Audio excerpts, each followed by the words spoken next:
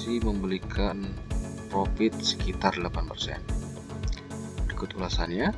Jika teman-teman lihat pada hari ini saham ini menguat 1,30,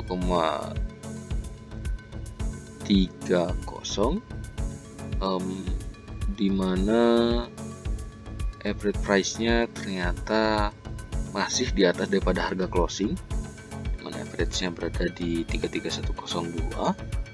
Maaf, maksud saya di atas. Nah, jika teman-teman di sini melihat bahwa saham ini juga diakumulasi oleh asing, terlihat di sini dalam 13 hari, dalam 10 hari terjadi kenaikan sekitar 13%, dan 10 hari kemudian terjadi koreksi sekitar 12%. Ini cukup berimbang dalam 1 bulan terakhir. Jika teman-teman lihat di tanggal 18 sampai tanggal 31 ternyata ada akumulasi yang dilakukan di sini. Kita lihat di sini chartnya. Teman-teman perhatikan ternyata dari bulan Juli sampai dengan bulan ini ternyata saham ini telah terjadi koreksi sekitar 36%. Namun di Agustus kemarin, Agustus ini saham ini mampu menguat sekitar 12% dari titik terendahnya. Kita lihat lagi teman-teman di sini.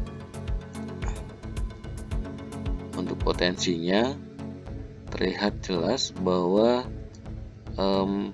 support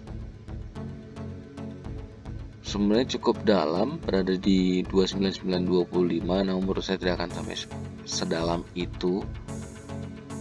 Untuk area sideways saya sih lebih condong ke 32125. Untuk potensinya kita lihat di summary sudah saya siapkan di sini. Beberapa hari, mungkin tidak dalam hari juga, namun bisa dalam beberapa minggu saham ini bisa menuju ke 35700 atau berpotensi sekitar menguat sekitar 8%, di mana closing hari ini berada di 3375. Untuk supportnya di 32125 teman-teman di sini 32125. Kenapa saya anggap itu sebagai support? Karena memang saya melihat kemungkinan area tersebutlah yang akan menjadi area sideways di saham ini. Saya tidak berani memprediksikan terlalu tinggi kenaikannya karena terlihat sepertinya pemerintah sedang menggalakkan untuk masyarakat supaya memiliki pola hidup sehat. Potensi-potensi yang mungkin akan berdampak cukup signifikan kepada emiten rokok itu sendiri. Kalaupun teman-teman ingin mendapatkan cuan di sini, ya saya paling hanya berani menargetkan di 35700. Sampai nanti kita akan lihat lagi momentum selanjutnya. Kita akan lanjut ke HMSP. Teman-teman di sini hari ini sepertinya saham ini dibawa menguat, di mana mampu closing di harga 1000 teman-teman.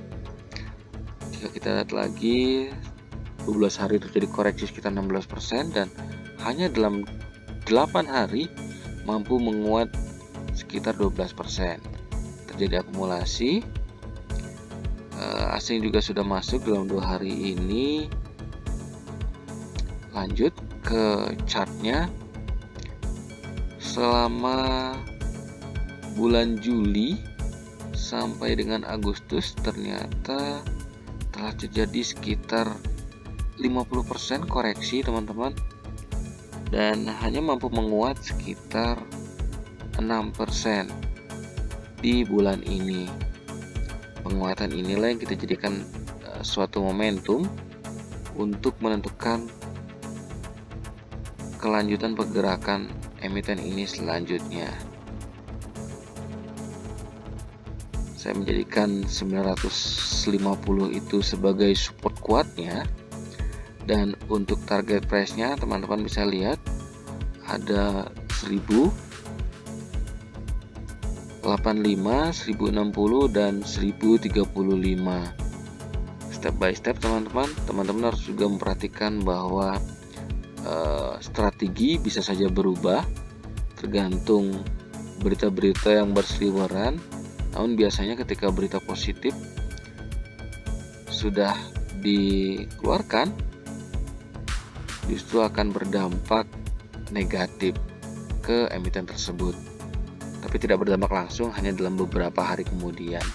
Positif, dia akan uptrend, setelah itu dia akan downtrend. Jadi saham ini menuju ke 1085, di mana closing hari ini berada di angka 1000 atau kenaikan sekitar 8,25%. Untuk support kuatnya saya memilih di 950.